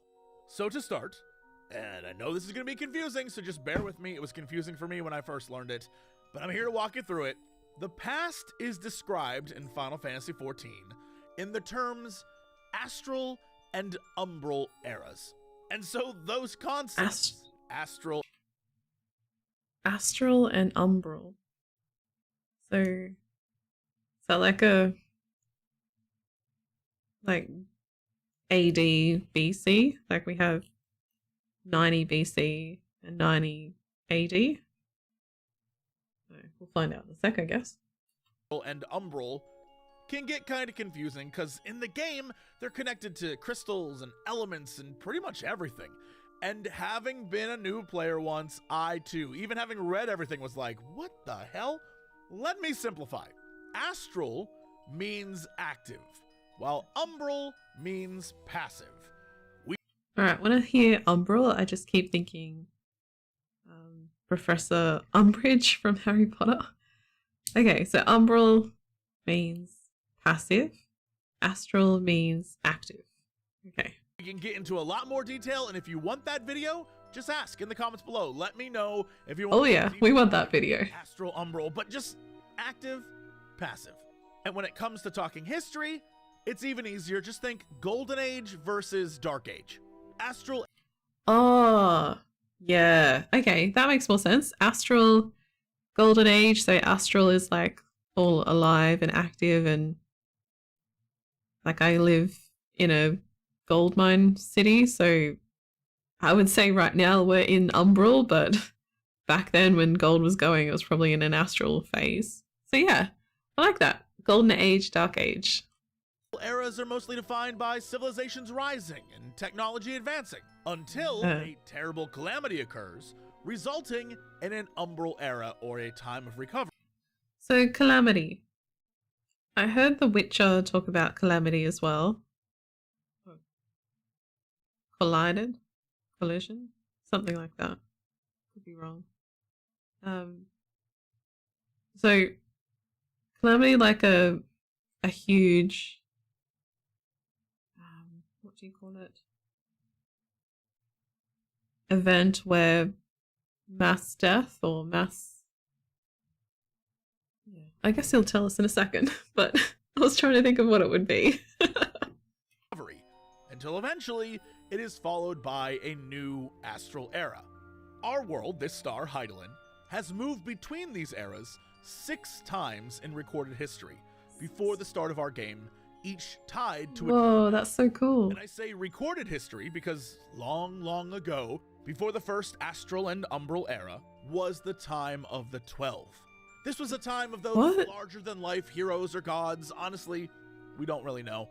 What we do know is that long ago, they took up residence in Eorzea, and the people of Eorzea revere them. However, warring tribes and magical beings and primals abound. And all this warring, it angered the 12 so much, they left the world and wiped it clean. They left the world and wiped it clean. It's given me some religious Bible stuff. Don't know which one, but yeah, that's really cool. With wind, creating the not religious, so I don't know it very well. It was a dark time for those who were left behind, but the remaining peoples of the world were forced to rebuild and start over. It was during this time also that dragons first appeared, and eventually the world would recover. Although it isn't known why, the first astral era came to an end in a calamity of lightning. The skies darkened and mankind was forced underground. But it's also thought during this time, due to the prayers of the hopeless, that the first magics began to take shape. When it comes to the second astral and umbral eras, not much is really known about them, except that it was a time of twisted religion and bloody holy wars, and so in a very fitting way, its calamity was one of fire. But from out of the ashes of the third umbral era, rose the Allegan Empire. The empire, more commonly known as Alleg, was founded by Emperor Zonde roughly 5,000 years before the start of the game. It's this empire that, much like the empires of Persia, Rome, Britain, the Mongols, or Ottomans, basically like all the major empires in Earth's history, would shape Heidelen's future. Its reach and power quickly grew, spanning the 3 major continents and potentially the entire world. However, that's pretty cool. So this was 5,000 years before I started a realm reborn. Not I started, sorry. 5,000 years before the story begins, this happened. And this guy, or this civilization, made like a really big impact. Okay. The people of Mericidia, under the protection of Bahamut, like we talked about, refused to surrender to Xande's forces. And although he tried numerous times to invade, he would not live to see a victory, or even the height of his great empire. But it did continue to grow after his death. Its technological and magical power soon accelerated at an unprecedented rate, and as it did, so did its research into ether and its manipulation, allowing them to wield it for all sorts of things, like the construction of weapons to even the creation of life. They developed automatons and biotech and flying ships and eventually spacecraft. But like all great empires, it eventually grew stagnant. To restore it to its former glory, a technologist and magician named Amon sought to clone and revive Xande in hopes he would bring strength back. Alright, why would anyone clone? You don't do that. Did they not have sci-fi books back then? No cloning people and bringing them back. That's just, I feel like if you go back in time in history, that's not a good thing to do. We don't want any clones of that, but could be wrong. We'll see. To the Empire in the form of an immortal leader. And so, long after his death, the reborn Xande quickly did just that. And the Allegan Empire continued once more on the warpath to expansion, his sights set on Mericidia and revenge. Once more, his armies descended on the peoples of Mericidia, but this time, exponentially more powerful than before. However, the combined forces of men and dragon stopped Alleg's advance by turning to their gods, known at the time as icons, but what we would call primals. You know, those things we talked about earlier that can be summoned to existence with enough ether and crystals and devotion. So they summoned their icons and once again pushed Alleg back. Xande, furious with his impending defeat, turned to murdering his mages until they discovered a way to deal with these icons. The result was a process by which an icon could not only be captured, but used to power Allegan technology, keeping the primal god alive and in the physical plane for as long as they needed. And so the Allegans captured these primal gods and turned their power back against the Mericidians. This, of course, pissed off their guardian Bahamut, who smashed the Allegan forces and pushed them back once again. And so, of course, the fury of Xande spurred the Allegans to search for a means to victory, leading them to research more dark and twisted means to defeat the Mericidians. This deep dive into the darker waters of ethereal research led them to the Void, a shadow realm outside our own. This would be Xande's advantage, to unleash creatures of the Void, or as they'd come to be called, Void Sent. These would be things like imps and demons and all sorts of dark monsters. They could possess the dead, twist the weak, and lay waste to Mericidia. And so... That is freaking dark. That is so cool. I mean, not good, obviously, but I like how dark this can get. It's really interesting. I love that there's such a big backstory and lore. This is so interesting. I love it. Okay, I know I'm saying I love it a lot, but I don't think I've ever connected with a game quite like Final Fantasy XIV. This is cool.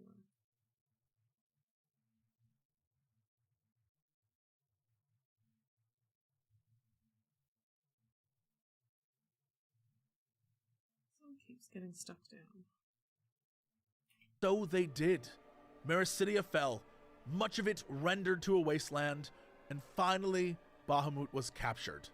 But he would not be killed. Instead, he was to be imprisoned for all eternity in an orbital space station, drawing solar ether from the sun to a conducting crystal tower on the surface. His defeat and enslavement would power a new age for the Allegan Empire. But victory achieved, Xande soon fell into a melancholy from atop his throne at the peak of the Crystal Tower. He reflected on his death, his new life, and the seemingly pointlessness of existence. One day, all he had created would be gone. All of his grand schemes would fade to nothing. And so, he once more reached out to the void, and in his despair drew a sentient mass of void to his side, the Cloud of Darkness. Together, the two formed a pact to unleash the cloud. The cloud is a living thing? Oh, man, I'm gonna have to watch this again. This is really interesting. Onto the world of Heidelen. Obviously, this didn't sit well with the many peoples of the Allegan Empire or the world in general. Revolts and uprisings began to take place all over the Empire. Refusing to give up on his plan and in a desperate attempt to force open the portal to the void and fulfill his pact, Zonde directed all of Alleg's etherical energy to the tower, but it was unable to hold it, bringing about the fourth Umbral calamity, a massive earthquake that swallowed the Crystal Tower and brought the Allegan Empire to ruin. Oh my god. The Umbral era saw the complete collapse of Allegan society. Technology was lost to time, and when the fourth Astral era came about, the reformed societies lacked nearly all of the advancements of the prior ages. So, I'm guessing with the Calamity, I have to go get my kitty. Nearly everyone's wiped out. Is that right? Oh, finally, this is working.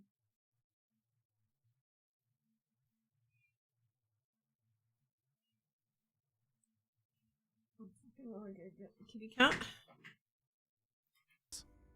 A Calamity of Ice is what ended this age, bringing about the fifth Umbral era, but allowing for more races of men and beasts to move freely and migrate across the frozen seas.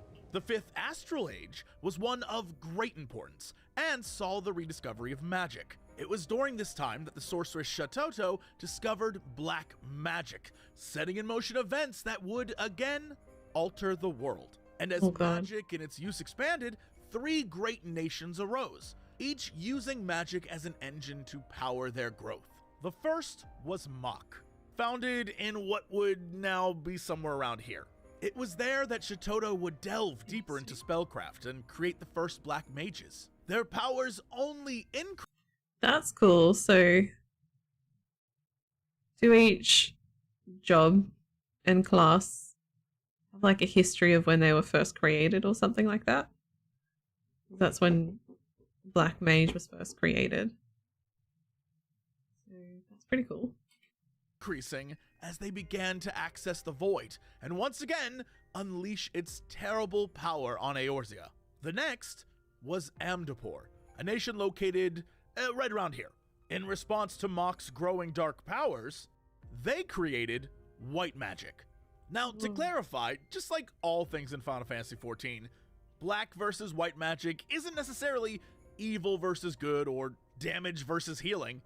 It's all about how you use it. Sure, white mages are known for healing, but so is that where White Mage was created?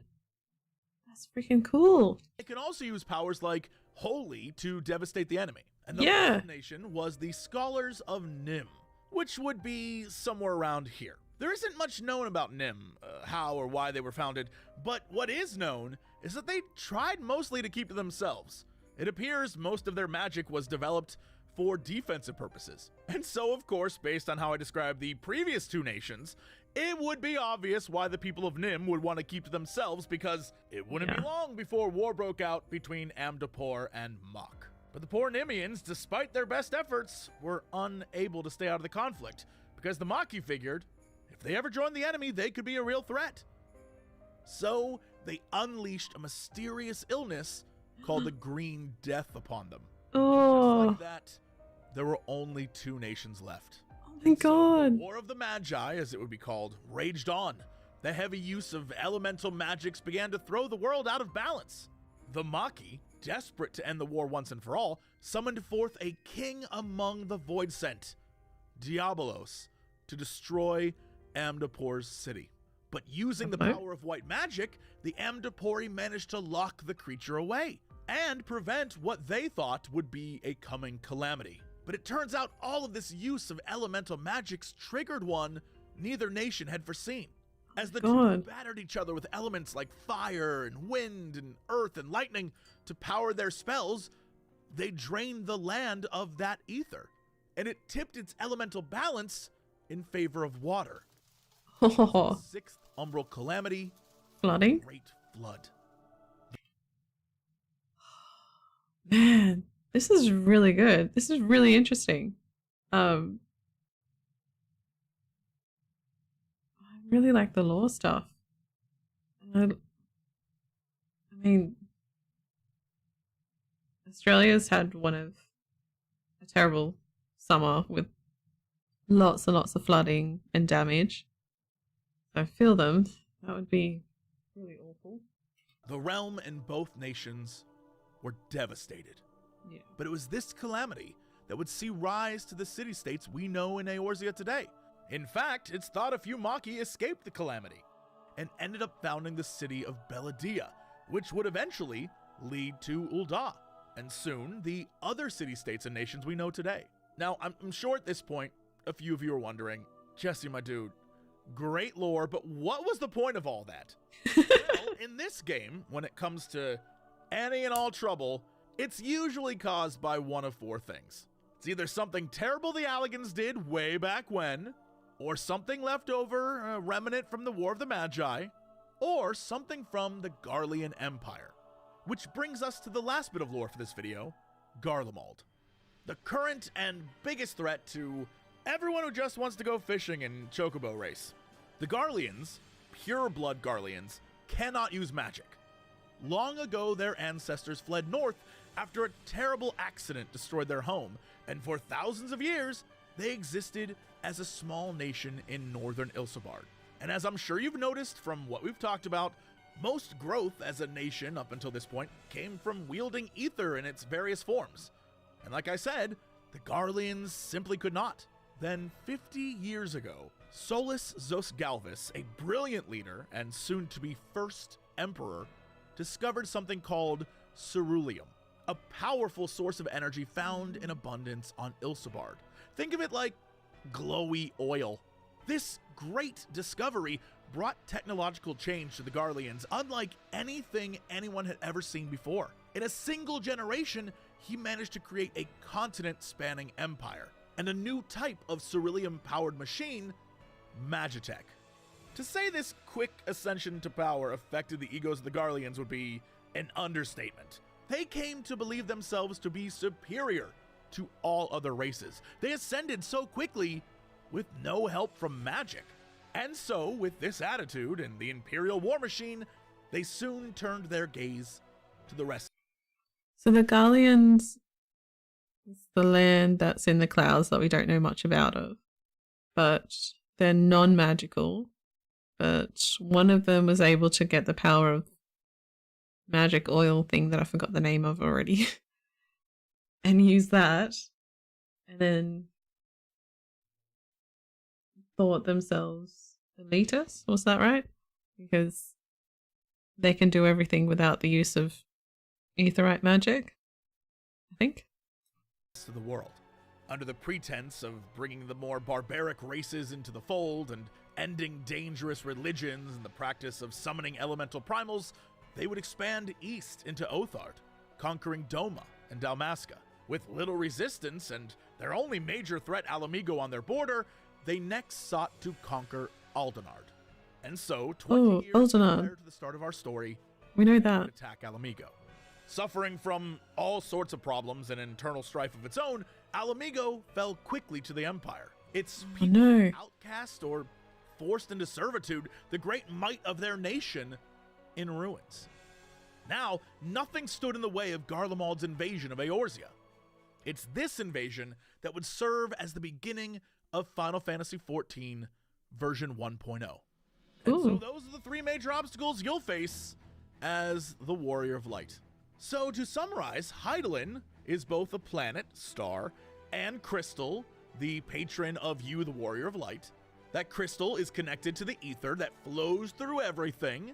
That ether can be used to create magics, weave spells, make all sorts of things. And using that ether in the past, we've seen great nations rise and fall, empires span the entire planet, and then disappear in a calamity. And all of that history, and now the Garleans, will comprise the three major threats that you face as the Warrior of Light.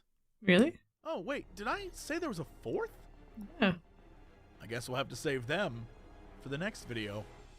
Thank you so much for watching. Thanks for... Alright, that was wicked. That was really good.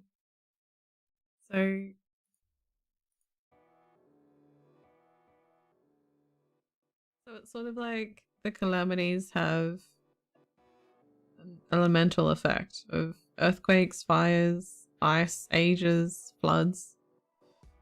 So like a huge climate change in devastating everybody.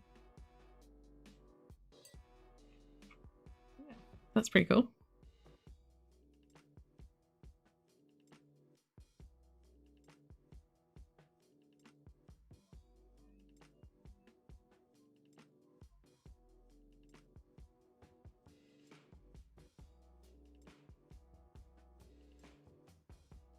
Small heads up, I can't seem to make them uniform in feel.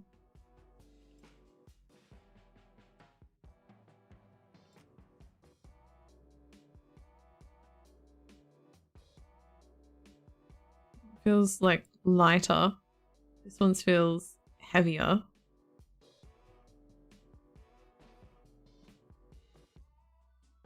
That one feels like I haven't lubed it at all. All three are so very different. Heavy, light, and like I haven't even lubed it at all.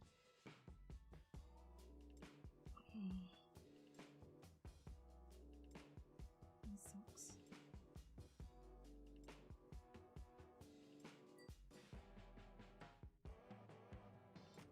Okay.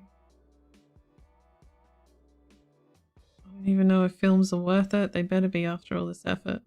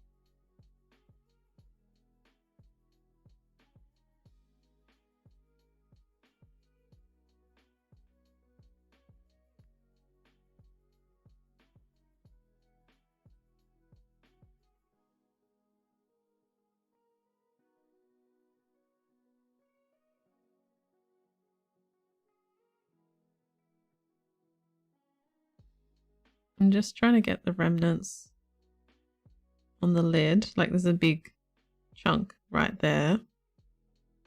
I'm trying to just get like remnants on this side. Trying not to get too much.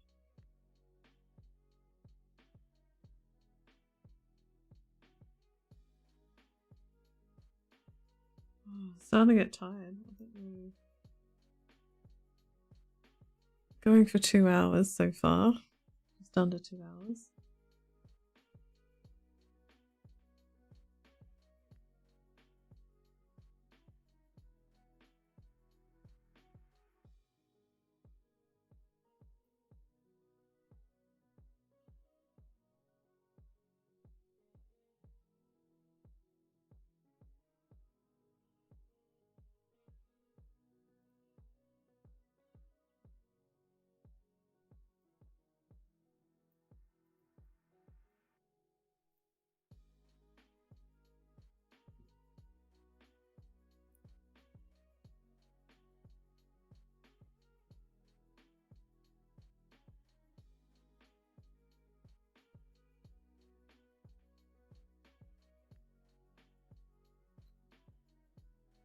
Alright.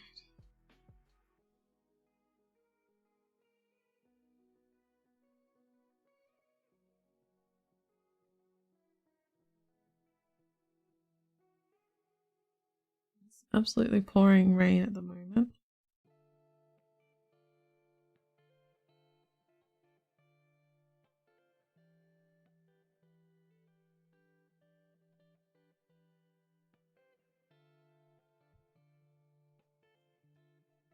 The cat has kicked my dog out of the bed.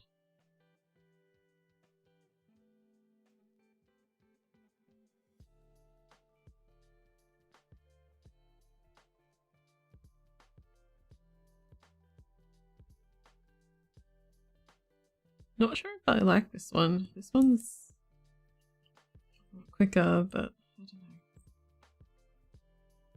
Okay, fill.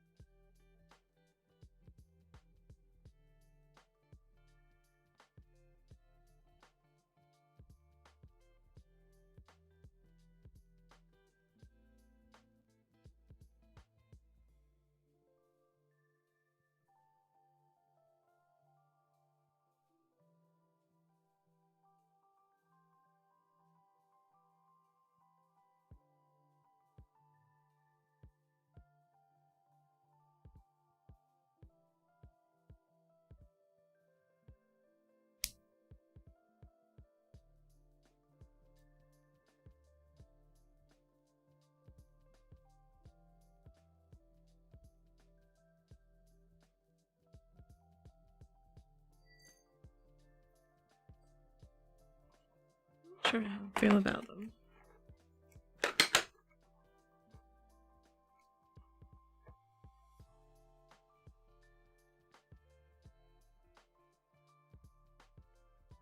I feel like I like this one more.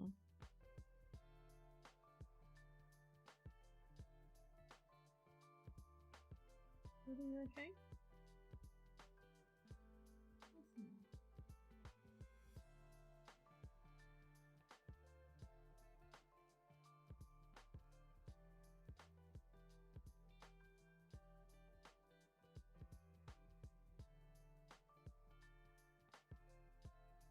Such a short spring.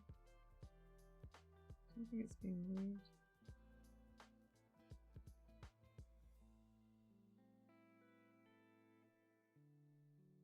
No.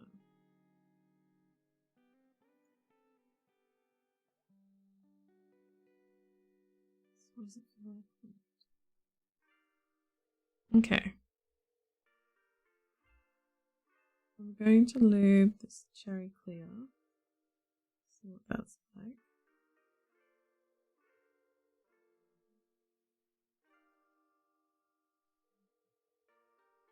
I might have to have a break.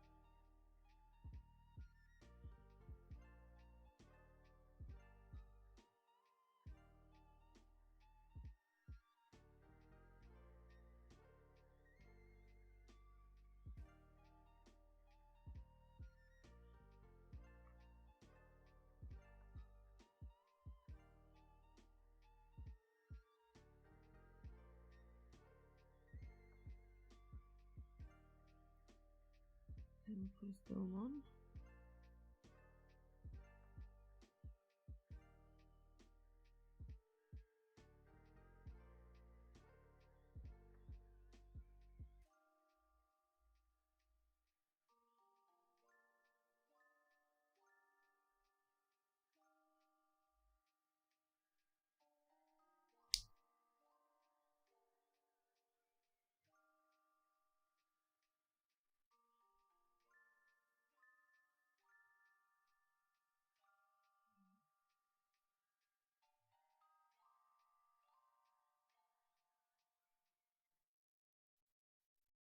The lubing definitely gets rid of the bump.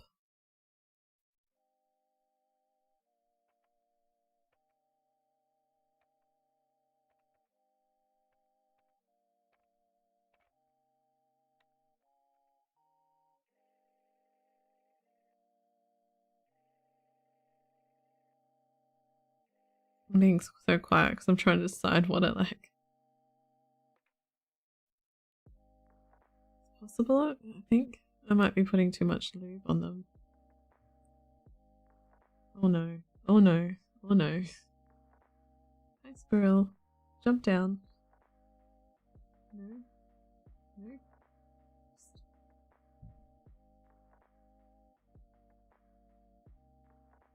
The door got opened. This one still has a pretty good bump. That's right at the bottom.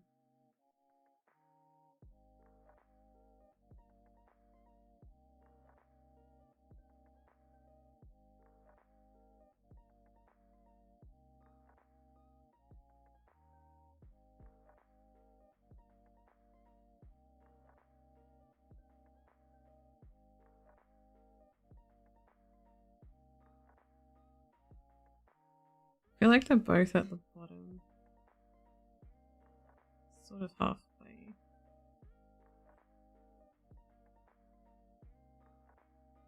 I feel like I'm a really heavy typer, so everything feels light when it isn't. I think I'm using too much lube.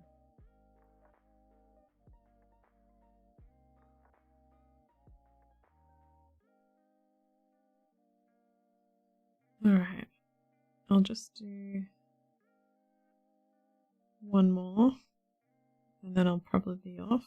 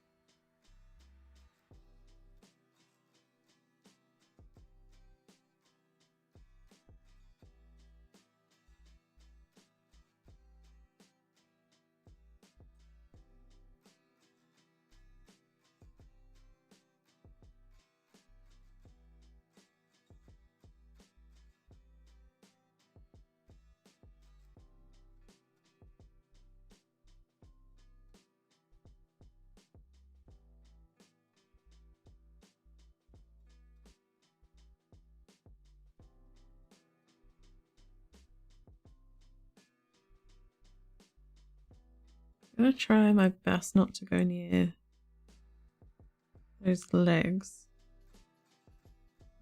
Pointy legs, I'll try not to go near them.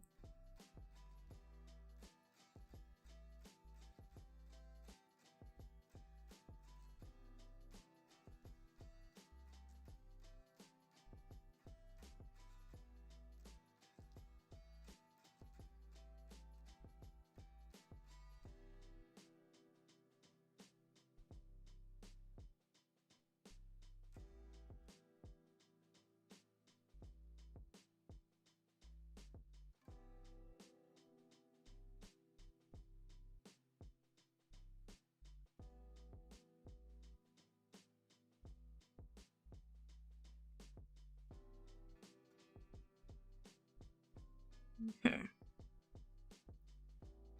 Film, and then we'll see if this one is any different.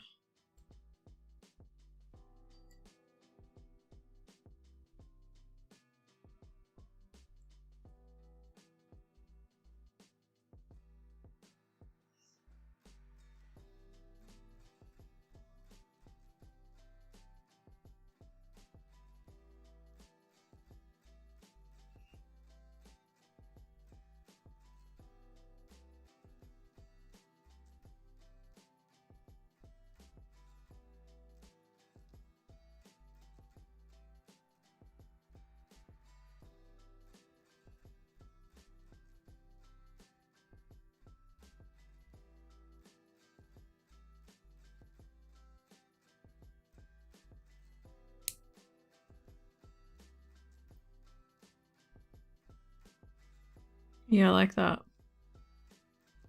I like that better. Don't go near the legs. Okay.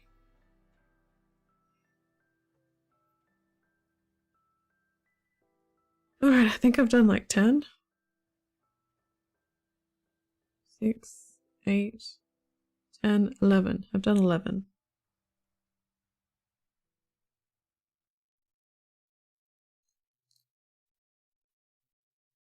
Got 24 left.